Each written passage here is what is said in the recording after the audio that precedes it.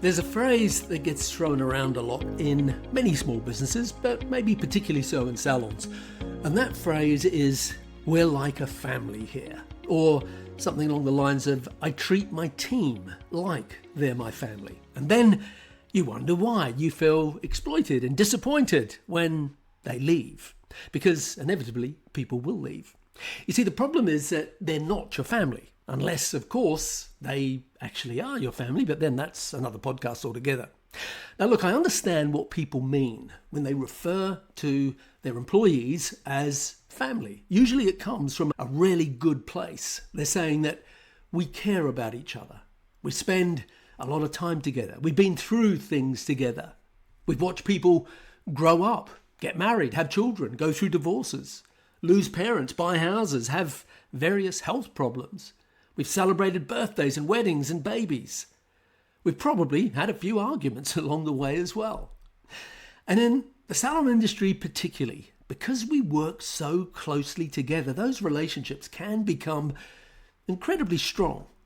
So I understand why people use the word family, but I want to challenge it because, well, your staff are not your family. And I actually think that pretending they are can create some fairly serious problems in the business that impacts on everyone.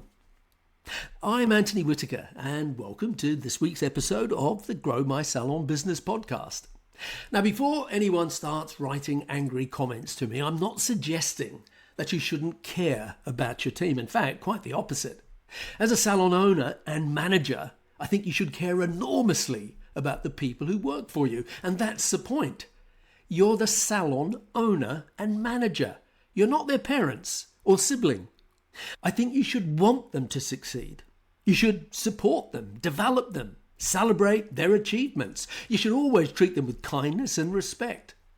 And when life throws something at them, as life inevitably does, I think that good employers recognize that we're dealing with human beings, not machines. And so they will sometimes cut them some slack or help them out in whatever way that they can. But none of that makes them your family. They're your team. And I think there's an important difference because families and businesses exist for completely different reasons. And when we confuse the two, that's often when the problems begin. So in today's podcast, there are 5 main points that I want to build this episode around. The first is that families give unconditional belonging. Businesses can't. So let me illustrate that with an example. Think about your actual family. Your sister doesn't get put on a performance improvement plan because she keeps turning up late for Christmas lunch. Although, depending on your family, perhaps she should. Your son doesn't get fired from the family because his productivity dropped last month. But having said that, when I left school, one of my very first jobs that I had was working for my dad. And he did fire me, but I must say, deservedly too. And he did also take me back, but that's a story for another day. Anyway, I'm sure you're getting my point here. Family membership is essentially unconditional. Your brother is still your brother, whether he's successful, unsuccessful, ambitious, lazy, difficult, wonderful, or a complete pain in the ass. A business can't work like that. A team exists because everyone has a role to play. So there are expectations, there are responsibilities, there are standards, and ultimately there has to be a contribution. Now that doesn't mean that everyone is judged purely by what they produce, but there is a reciprocal relationship. The business provides employment, opportunity, development, income security, and hopefully a great environment in which someone can grow.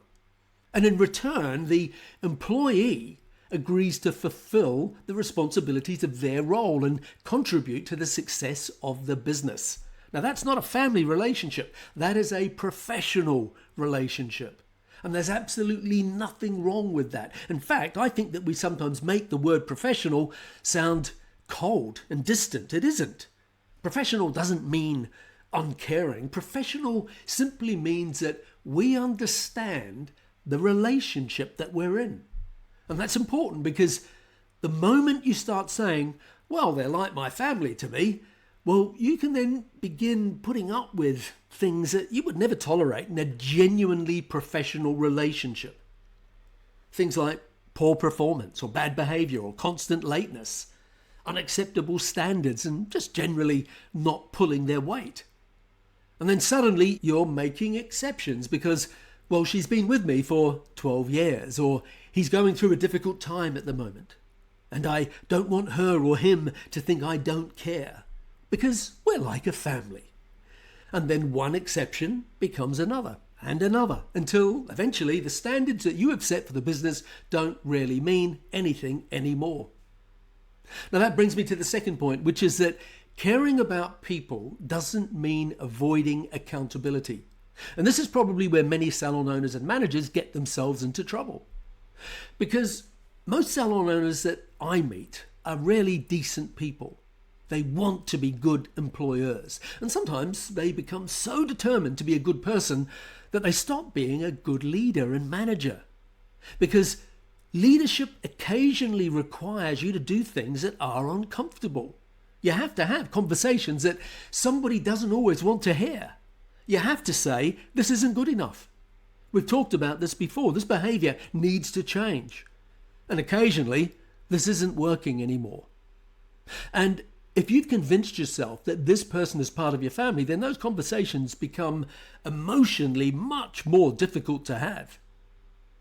Because now it feels personal. You aren't addressing an employee's performance. It feels like you're rejecting somebody at a very personal level. So you put it off. You give them another chance, and another, and another. You convince yourself that you're being kind. But are you? Because while you're protecting that one person from an uncomfortable conversation, everyone else can see what's happening. They see somebody continually arriving late. They see someone not pulling their weight. They see someone behaving badly. And they see you, the owner, doing absolutely nothing about it. And that's when resentment starts creeping into the salon culture. The irony is that sometimes, by trying desperately to protect one relationship, you end up damaging 10 others. So holding people accountable for their actions isn't the opposite of caring. Sometimes accountability is caring. People need to know where they stand. They need to know what's expected of them. And they deserve the opportunity to correct something when it isn't working. And as uncomfortable as it is, that's leadership. Now, the next thing to remember is that you're not responsible for fixing everyone's life. Now, this is another big one, and I'll admit that I did it all the time. And I see salon owners doing this all the time as well. Someone has a financial problem. Someone has a relationship problem. Someone can't organise childcare, or they can't manage their diary. Someone has fallen out with another team member. Someone's unhappy. And suddenly the salon owner becomes counsellor, parent, bank manager, mediator, taxi driver, life coach, and then occasionally employer. Now again, I'm not suggesting for 1 minute that you shouldn't help people out. Of course you should. If someone who works for you is going through a difficult period and you can reasonably support them, I think that's part of being a decent human being. But there's a difference between supporting someone and taking responsibility for them. And some owners become addicted to rescuing people. They want to solve every problem. They lend money, they rearrange the entire business, they continually make exceptions. They carry everyone's emotional baggage, and then eventually they become exhausted and resentful. And they say things like, after everything I've done for them, I expected more loyalty. As an owner, I know that I said that more than once.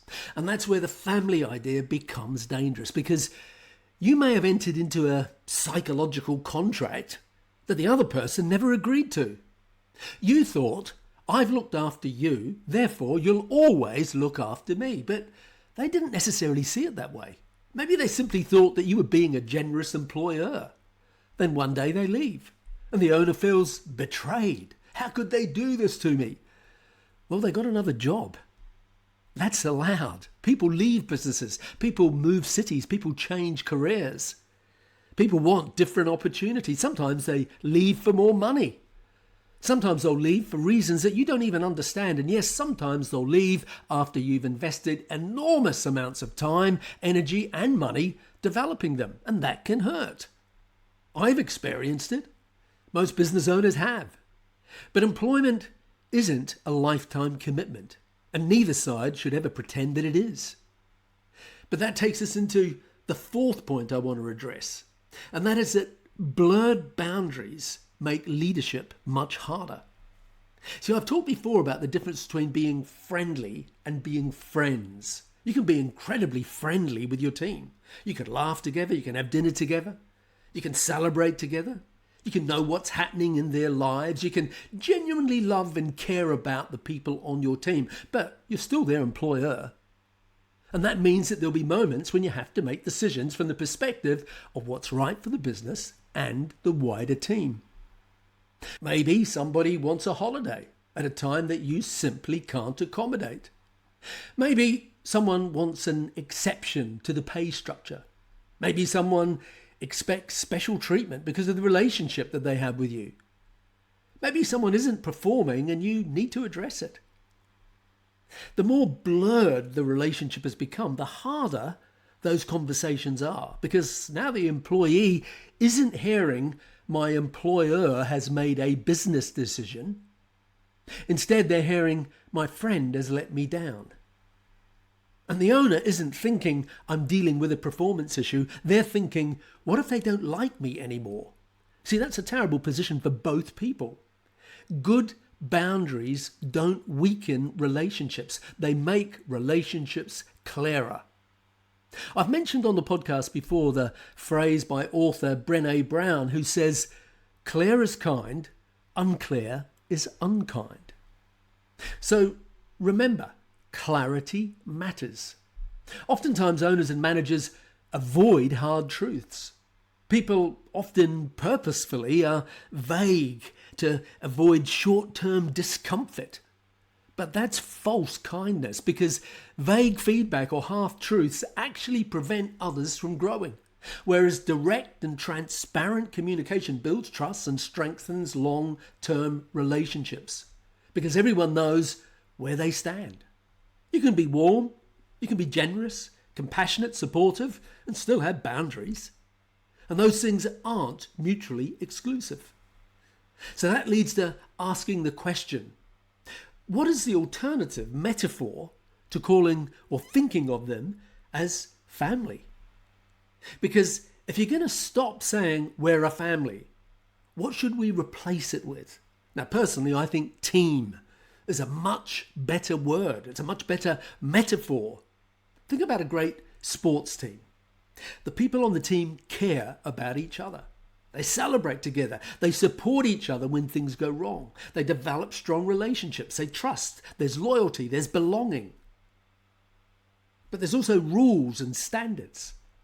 Everyone has a position. Everyone understands their role. People train. They get feedback. Performance matters. Behavior matters. And no one expects to stay in the starting lineup forever simply because they've been there a long time. Now, that's a much closer analogy to what a healthy business should be. And importantly, being a team doesn't mean that people are disposable. I hate that interpretation as well, because people aren't numbers on a spreadsheet. Great businesses understand that. They invest in their people. They develop them. They create opportunities. They recognize contribution. They listen and they genuinely care. And they create environments where people feel safe, respected, and valued. But they also have expectations. And I think that you need both. High levels of care and high standards. Not one or the other. Because high standards without care can create a pretty miserable place to work. But high care without standards creates chaos and eventually resentment. That's why I say you need both. Perhaps that's the real distinction I'm trying to make in this episode. I don't want salon owners to care less about their teams. I want them to be better leaders and managers of their team. And sometimes better leadership means accepting that your responsibility isn't to make everyone happy. Your responsibility is to create an environment in which people have the opportunity to succeed. Your responsibility is to make expectations clear, to provide support and development, to recognize great performance, to deal with poor performance, to be consistent, to be fair. And yes, occasionally to make difficult decisions, because ultimately your responsibility isn't just to one employee. It's to everyone. It's to your clients. It's to the rest of your team. It's to the financial health of the business. And it's also to yourself and your family, your actual family, who may depend on that business. That's something that owners sometimes forget. They'll sacrifice themselves financially, emotionally, and physically, trying to keep everyone on the Salon team happy. That's not sustainable, and it isn't leadership. So the next time you hear yourself saying, "We're all one big family here," maybe just stop and think about what you really mean. If what you mean is that we care about each other, well, fantastic. If you mean we support each other, well, absolutely. We want each other to succeed, brilliant, definitely. We treat each other with respect, of course you do. But you don't need to call that a family. That's simply a great culture. And great cultures aren't built by pretending boundaries don't exist. They're built through clarity, trust, respect, accountability, support, leadership. So let me leave you with 5 things to sort of summarize this episode. Number 1, your team are not your family. Family belonging is unconditional. Being part of a team comes with responsibilities and expectations. Number 2, caring and accountability belong together. Holding someone accountable doesn't mean you don't care about them. In many cases, having the difficult conversation is the most respectful and caring thing that you can do. Number 3, support people without becoming responsible for their lives. Help where you reasonably can. Be human, be compassionate, but don't make everyone else's problem yours to solve.